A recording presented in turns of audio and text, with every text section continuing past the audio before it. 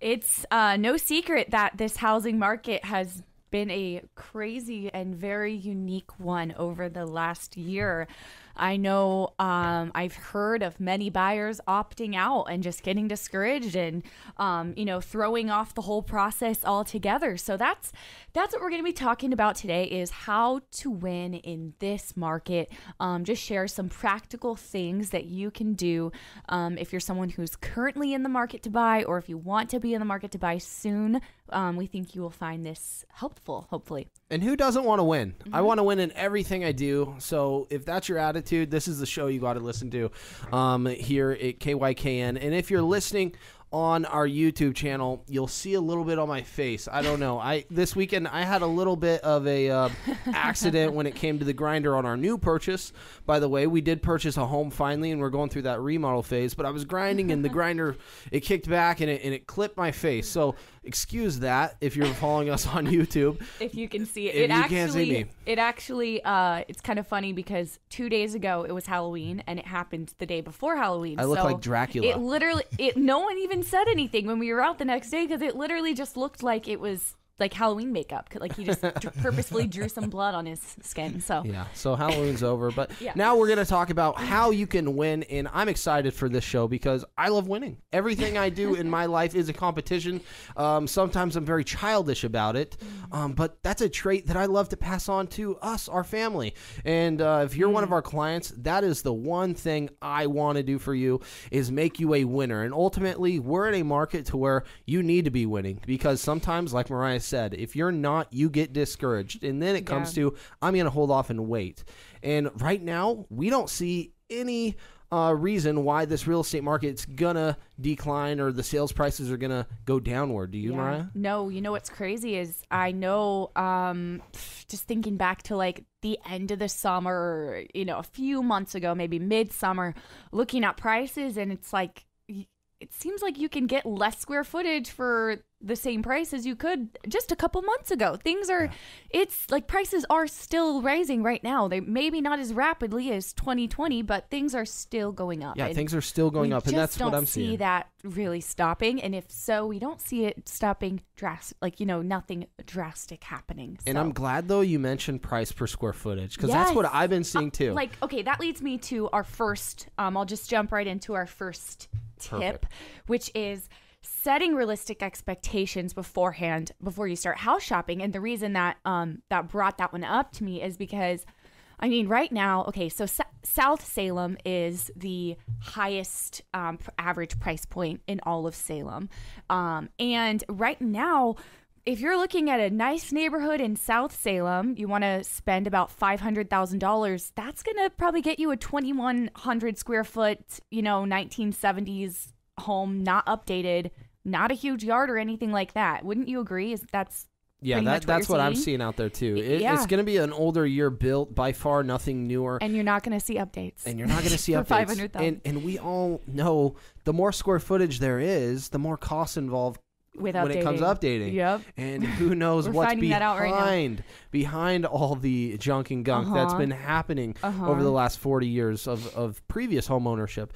And everybody knows with every remodel project that you set a budget for your remodel, but prepare to go over that budget just because there's always those hidden costs and things that you just did not account for. And that's something to consider, though, in today's real estate market. Yeah, I think that's a huge factor when it comes to winning in this market is just before you even start house shopping, just start looking around and just have an idea in your head, a realistic idea of what you can actually get for each price point. Because that's all right. So would it be appropriate to call like you two up and say, "Hey, I've got $300,000. What can I I get for that?" Absolutely. And something I will do even is a lot of times, like I have a client I just spoke to yesterday that's moving here from Hawaii. They might not be here until this summer, but I'm probably going to set them up on a property watch sooner than that, just so they can start seeing what's on the market here and get a feel for what their price point can buy them. And that there's definitely benefits to doing that. Yeah, and that's a really good point, though. If you aren't really ready to buy right now, especially especially though, maybe you're wanting to buy in the summertime, or you're out of state right now and you're just not sure really where this market's headed or where it could take you, but you want to get to Oregon eventually. So here's the deal. I was talking with a contractor this morning, believe it or not, and he was super frustrated because he was out of state at the time, and he was calling. It was for a home in Washington he wanted. He lived in Houston, and he wanted to buy a home in Washington. And he would call brokerages and say, hey, can you find out about this property or connect me with an agent so I can have an agent in that area? He said the problem was nobody would get back to him. The agents? The agents wouldn't get back to him. The offices, he called Keller Williams. He said he called like 3 other offices, whatever. Not saying those offices are negative or bad, but the communication, the client. I always say we want to treat everybody with honor. We want to give you service. That was just kind of unacceptable to me. Yeah. And with our services we can provide for you, though, to make you successful in finding a home is these property watches and us keeping you in our client database and us having that open line of communication. And that does start with Mariah and I. We have to have our phones on. We have to answer the texts, those calls, those emails, and find you a suitable property. And if we find it tomorrow, maybe we find it tomorrow, and that's the one, we write an offer on it then. But in case you just haven't found the property over time, we can set you up on a property watch to make you have the right home to purchase in the end. Yeah, it's never too early to start just seeing what's out there so have a feel for what you can get in this market. What does a property watch look like? Oh, so basically when we say that, I guess that's a term that, isn't really, you wouldn't really know what that means. So what we mean when we say property watch is basically that's just going to be like a property search that you're set up on, but it's automated. So you're going to get, we'll talk to you and find out what your specific criteria is, like exactly what you want. And then you're going to get emails sent to you as soon as something that fits that criteria hits the market. So that's just what the that sounds cool. And if you're a client out there listening though over radio or on a podcast forum, you can go directly to our website, VetrisCrawfordRealty.com. VetrisCrawfordRealty.com. I'm going to say that one more time, VetrisCrawfordRealty.com. And there's actually a property watch icon right above the home screen. It's going to be on the right side, and it drops down, and you can actually put in your custom input.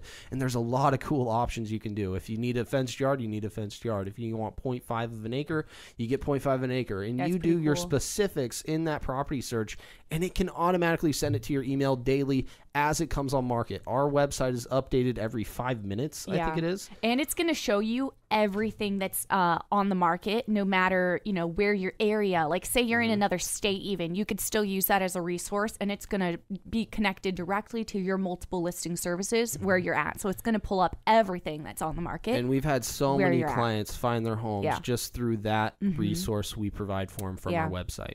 Yep.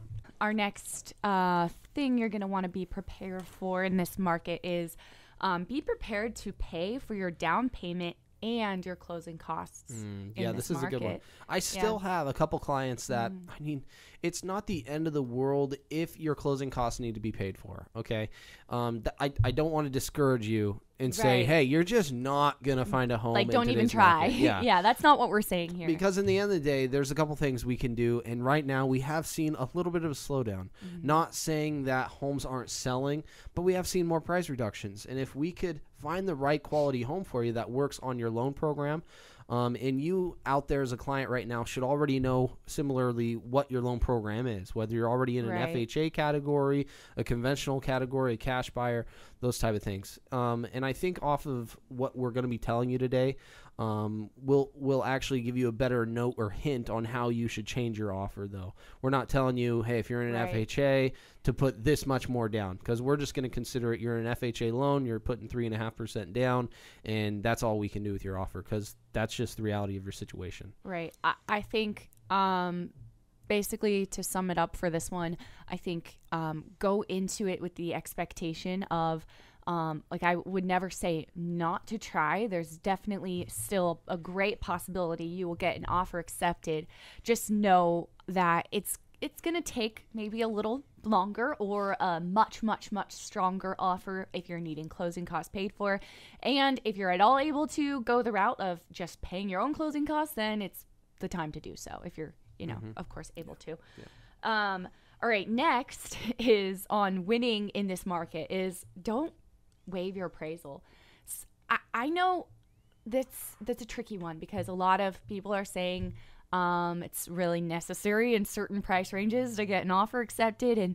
But just knowing for us, having just purchased a home, I feel one thing that helped me feel pretty confident about it was, even buying a house in a hot seller's market, was knowing that it appraised a little bit over what we purchased it for. Mm-hmm. And so I'm thankful that we didn't waive the appraisal for that purpose. I think that can help give you a peace of mind if you're someone who's buying in this market, if it appraises at value or over value. Mm-hmm. What do you think? No, I think that's spot on. There are a couple people still paying over appraisal value. Yep. Unfortunately, though, what I have seen this a couple times is people will do and say whatever it takes to get under contract. Yeah. And if you're a buyer's agent, I don't blame you. And if I'm working for my client, my whole goal is to get you under contract and then work and navigate your direction to get you to the closing table. And if it's closing costs that need to be paid for, sometimes we're not writing that in the initial contract and we're negotiating closing costs through inspections. Right. There's all types of different things on how we can navigate a contract, and that's partly why you need representation as a buyer. And sellers, that's why you need representation as a seller. It's because a real estate transaction ultimately is a big negotiation. Right. And for me, that's fun. But we're talking about how to make you as a buyer today, a winner in this contract. Right. And being a winner is getting an accepted offer. So our goal and job is to do whatever we can to make you look appealing and please the seller. And sometimes it was those love letters. Unfortunately, now we're told not to write them. Not in Oregon. Other states, you can still do them. Not us. But, that was a way to connect with the seller. It was a way because the seller, ultimately, we put our heart and souls into these homes, and we want to know who's purchasing. We want to know who's buying and connect with the audience. Yeah. But now we can't do that, so we got to go different routes here. And if I can get you under contract in any way, that's my goal, and that's what I'm going to do. And then once we're under contract, we can navigate and control how to get you to the closing table that best suits you, whether it's raising the down payment to make your loan affordable on your monthly payment and work with your lender on the backside, whether that's negotiating repairs, whether that's waiving an appraisal, or buying more than the home's worth during the appraisal. There's simple things we can do, and that's going to make you a winner at the end of the day. Right. When it comes to waiving that appraisal to get your offer accepted, I think that it really just comes down to what makes sense for you, what's comfortable for you, mm-hmm. what you can feasibly do, and what it takes to get an offer accepted. Yeah. I know, like we said, prices have still gone up, mm-hmm. but things have slowed down a little. Thinking back to this summer, there was a point this summer when, like the beginning of the summer, when it seemed like it was impossible to get an offer accepted, especially in like the 400 range and under, without doing that. And now that's not the case. It's not so competitive. But that's just what I have to say about the appraisal. And glancing at the notes, the next one to make you a winner is conventional loan is king. Yeah. That was just kind of the quotations that we used. And not saying an FHA loan, VA home loan, USDA are negative loans by any means. But right now in a market that we're in, it's just more favorable to be a conventional financer. It just is. Yeah. Due to the process and buying power that these loans provide and have for these buyers. And it just makes the seller a little bit more comfortable to work with this loan program. Right. All right. So define conventional for me. So with a conventional loan, you're going to be putting more down, and it's just a little bit to the seller. In other markets, it hasn't been as big of a deal, but in this market, especially with how competitive it's been, it's just a little bit more desirable to the seller. They're also the most lenient as far as like inspections go, mm-hmm. for like their appraisals and whatnot. With the FHA loan, for example, it's going to be a lot stricter as to what things need to be fixed before it can be sold. Like I've seen transactions with an FHA loan. Appraiser says there's moss on the roof. It needs to be removed. Yeah. Before we can finalize this loan and show documentation and proof that this moss has been removed. And odds are you have to have the appraiser come back out to the home, re-inspect the home, costing you another week and a half in a transaction. Right. That's not negative. They're just looking at hazardous things that could, potentially harm you and the home. But if I'm a seller, I would way rather, if there's a conventional loan, an FHA loan, I'm going to accept the conventional loan. Conventional loans win every time. Yes. For the most part. Yes. Okay, so you're going to want to have a plan and know what your plan is for that house you're buying. Also keeping in mind your plan may need to be flexible in the future. Okay. So planning as in like budget, or what do you mean as plan? Plan for that house. Like for example, I've worked with clients who've said, like, we're purchasing this house to live in now, but in the future we want to turn it into a rental, or we plan on selling it in this amount of years. Like, of course, your plan will be flexible and it could change, but just having like a tentative plan can help you just make a better purchase. That's huge though. Yeah, because that reminds me of goals. Yeah, I look at it as an investment. Is like, what goals is this investment going to make me in the long run, short run, whatever that goal may be. Like, say you want to run an Airbnb out of it, or house hack, or just this is your family house and you only have one kid now, you're planning to have 4 kids. Is the goal to add on another bedroom, take down a bedroom, create more space? What's this going to cost for you in the future? And then what's the investment going to make you in the long run or in the short run? Because in a market like this, we see it all the time. People have bought literally a year and a half ago, 2 years ago, and they're reselling their home already because they look at the equity they've made. And that's why we always encourage people. There's nothing better than home ownership, especially in a time like this, though. When I've heard and seen and read in articles, it's expected to raise 6% to 19%. Whatever you believe, let's just average those numbers out, meet in the middle. That's a great percentage of growth when it comes to sales prices per year. Right. That's unbelievable. It's hard to find a way to get that kind of money. You can't find it in a savings account, that's for sure. No. And maybe with the stocks, this is less risky, isn't it? Absolutely. I believe so. I think. Yeah. Make your monthly payment. Make your monthly payment. Keep it. And sell off when it's good. Absolutely. Yep. Our next tip is, we kind of already touched on it at the very beginning, but it is very important for today's market. So we'll say it again. And that is be realistic. You may need to either lower your standards or just simply wait until you can raise your price point to buy. In this market, you either need to have more money or lower your expectations, and you got to be able to adjust accordingly.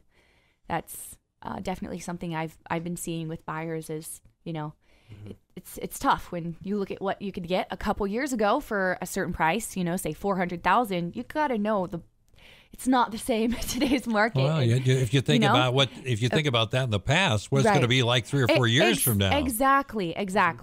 Things are always changing, and at the end of the day, regardless, there is so much value in homeownership, and it is so worth it. So, next is get your house on the market. Let's just take a minute to talk about contingencies. This is super important if you want to win in this market. Working with a lot of clients who are people who are moving to our area, to Oregon from other states, a lot of times they'll have homes to sell where they're at. And so that's where, they want to know what's the best thing to do. Should I sell my house and then come here? Should I list it? Or is it risky to, put it on the market if I don't know where I'm going yet? And my answer is always that it's going to be very hard to get an offer accepted if your house is not already on the market. And even once it's on the market, if it doesn't have an accepted offer yet, if it's not even sold, those are all things that make it, risky still for the seller who's selling the home you want to buy. So just know contingencies are something to be aware of in this market if you want to win. Is you might need to write a little bit stronger of an offer than you otherwise would have. Or a lot of times we're hearing people say we're not willing to look at an offer with contingencies. So again, we don't say that to discourage you if that's your situation. We can definitely help you find something, but we need to set that expectation ahead of time for sure. Next is escalation clauses. So just know in this market that escalation clauses, they might not work in this market. So what is an escalation clause? I feel like the people, we need to talk about this just for a quickie. Okay. Is an escalation clause is, say the sales price is $230,000. An escalation clause is usually used in a multiple offer situation, and you as the buyer writing up a clause saying, we are willing to offer you this amount up to a certain amount. So say you'll offer up to $250,000, and you'll go $3,000 over the best and highest bid up to $250,000, that certain price. So an escalation clause is just making it so there's not an exact number you're willing to offer on a home, but you're willing to beat the other best offer by an X amount of dollars. Did that make sense? Yeah. How often does that happen? It does happen. I see it sometimes. And in markets like this, it could get frustrating seeing escalations clauses because we as sellers want to see the most money. And sadly but truly, fear has driven a lot of buyers to offer what they are offering because they've missed out so many other times on other homes they've really wanted. Yeah. And so escalation clauses kind of just give that little bit of buffer for them to. I mean, honestly, sellers, they get good deals out of them. Personally, I've made really good deals out of escalation clauses for my seller. But just know that in this market, a lot of sellers are saying highest and best only. Okay, so I'm going to just speed through the last few, and then you can get to your listing of the week. Beautiful. Okay, so we have don't expect a counter. We're not really seeing that in this market. Next is persistence is key, and homeownership is worth it. I really do believe that. And last is it's okay to take a break from the home buying process, whether that's a week break or a year break, whatever that is for you. It's okay to take a break and get a breather and then jump back in. Lots of our clients have done that, and then they come right back in. That first house, we get them under contract. It's All just the way it works out. What's that? But we got listing? A brand new listing of the week here for you guys, and it's in Salem, Northeast Salem. And the reason I love it is because those property taxes are so low. In Salem, it's only $2,300. This will be a 3-bed, 2-bath. That's what everybody's looking for, and it's in that competitive price range, but just nice enough to where you might get it at that sales price at $339,000. 3-bed, 2-bath, 0.2 of an acre in Salem. Come and get it.